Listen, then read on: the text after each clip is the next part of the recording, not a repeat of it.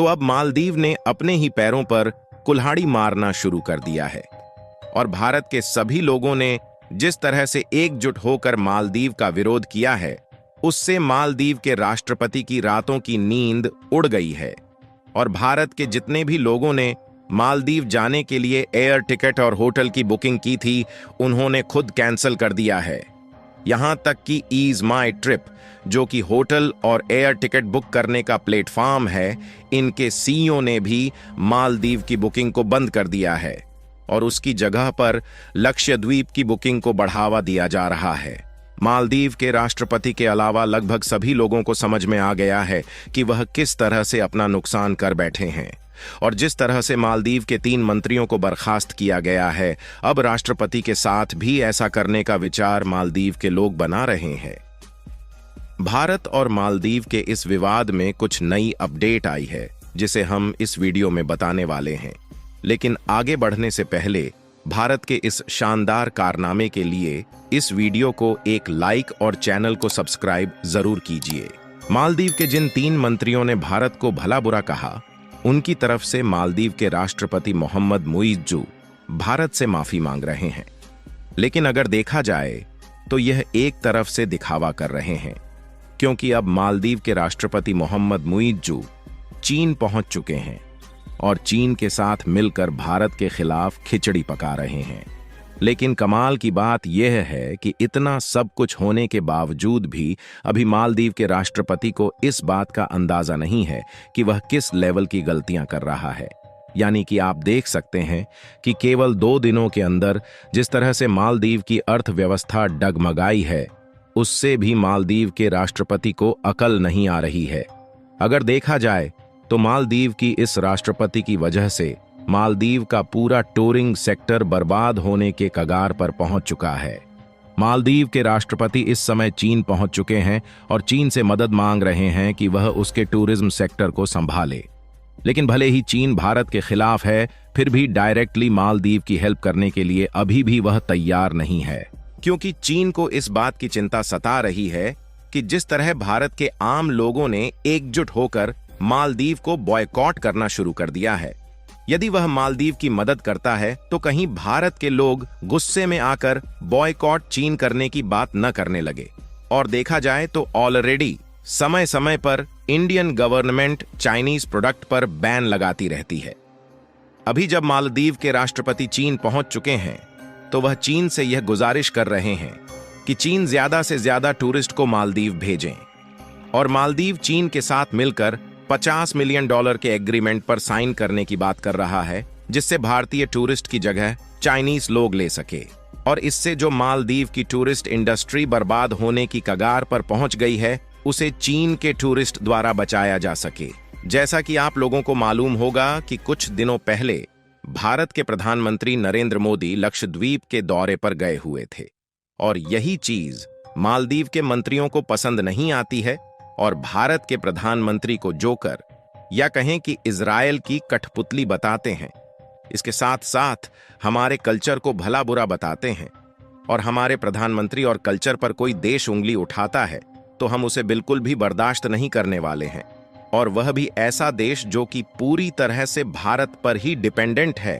अगर भारत अपनी पर उतर जाए तो कहीं का नहीं बचने वाला, और इसीलिए भारत सरकार से पहले भारत के लोगों ने ही इसका मोर्चा संभाल लिया है और चारों तरफ मालदीव को पूरी तरह से बॉयकॉट करने के ही चर्चे चल रहे हैं। आपको बता दें कि भारत मालदीव की हर तरीके से मदद करता है, फिर चाहे वह खाने पीने के प्रोडक्ट हो या फिर इकोनॉमिकली हेल्प, और मालदीव को जब भी इमरजेंसी में जरूरत पड़ी है तो भारत हर समय उसके साथ खड़ा रहा है।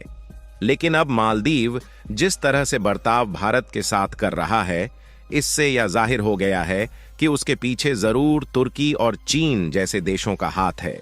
इसके अलावा अगर लक्षद्वीप की बात की जाए तो मालदीव और भारत के इस विवाद की वजह से लक्षद्वीप को एक बहुत ही अच्छा टूरिंग सेक्टर बनाने की प्रक्रिया शुरू हो चुकी है। अगर आप इस मैप में देखेंगे तो लक्षद्वीप भारत का एक छोटा सा आइलैंड है और इसकी दूरी मालदीव से बहुत ही कम है। अब तो टाटा कंपनी ने लक्षद्वीप में 2 ताज होटल बनाने का अनाउंसमेंट कर दिया है, जिस पर करोड़ों रुपए का इन्वेस्टमेंट किया जा रहा है, जिसमें से एक होटल सुहेली में बनाया जाएगा और दूसरा कदमत आइलैंड में बनाया जाएगा। और टाटा ने इसमें 110 कमरे बनाने की बात कही है, यानी कि अब लक्षद्वीप मालदीव से किसी भी सेक्टर में पीछे नहीं हटने वाला। और कमाल की बात यह है कि इन होटल्स की बनावट मालदीव की अपेक्षा काफी ज्यादा बेटर होने वाली है। और जितनी भी बुकिंग मालदीव के लिए हुई थी वह सारी कैंसिल हो रही है और लक्षद्वीप की बुकिंग को बढ़ावा दिया जा रहा है। भले ही लक्षद्वीप मालदीव की अपेक्षा थोड़ा छोटा है और यहाँ पर केवल 32 आइलैंड है, लेकिन इसकी सुंदरता किसी भी मायने में मालदीव से कम नहीं है। फिर भी लक्षद्वीप टूरिस्ट के लिए एक समस्या बन रही है, जो है पीने का पानी। और भारत के पास इतने संसाधन नहीं है जिससे वह एक बड़े लेवल में खारे पानी को प्यूरिफाई कर सके।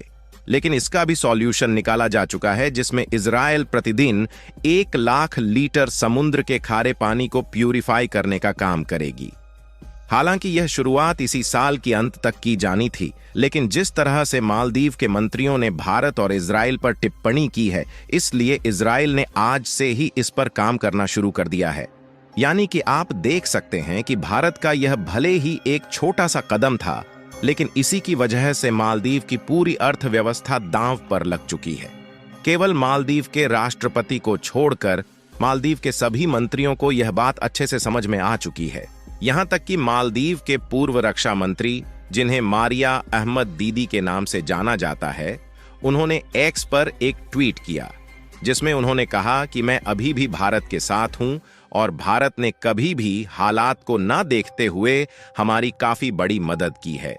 और इसी बीच भारत के विदेश मंत्री एस जयशंकर जी नेपाल के दौरे पर गए हुए थे, जहां पर बायलैटरल ट्रेड को लेकर बातचीत हुई है और नेपाल भी भारत के साथ पूरी तरह से खड़ा हुआ है। हालांकि अभी मालदीव के राष्ट्रपति चीन पहुंचे हुए हैं और वहां पर मालदीव चीन से मदद मांग रहा है। आपको बता दें कि मालदीव की जो पूरी अर्थव्यवस्था है वह केवल टूरिज्म सेक्टर पर ही टिकी हुई है। यदि मालदीव का यही टूरिस्ट सेक्टर बर्बाद हो जाता है तो वह खाने पीने के प्रोडक्ट भी इंपोर्ट नहीं कर सकता है। और केवल भारत ही एक ऐसा देश है जो मालदीव को सबसे सस्ते दामों में खाने पीने के आइटम्स समेत रोजमर्रा की सभी चीजें एक्सपोर्ट करता है। और जिस तरह से बर्ताव चीन ने मालदीव के साथ किया है, इससे तो यह जाहिर हो गया है कि चाहे कुछ भी हो जाए, चीन भारत के खिलाफ होकर मालदीव की मदद नहीं करने वाला। फिलहाल चीन मालदीव की मदद करने से कतरा रहा है, लेकिन मालदीव के राष्ट्रपति मोहम्मद मुइज्जू चीन से मदद की परामर्श कर रहे हैं कि उनके यहां ज्यादा से ज्यादा टूरिज्म को भेजें और साथ ही टूरिज्म को बढ़ावा देने के लिए मालदीव में $50 मिलियन इन्वेस्ट करने पर समझौता करने की कोशिश में जुटे हुए हैं। अब चीन मालदीव के साथ क्या करने वाला है, इसका डिसाइड तो चीन ही करेगा। और मालदीव की सबसे बड़ी टेंशन बढ़ाने वाली बात यह है कि लक्षद्वीप में एयरपोर्ट बनाने की भी तैयारी शुरू होने जा रही है।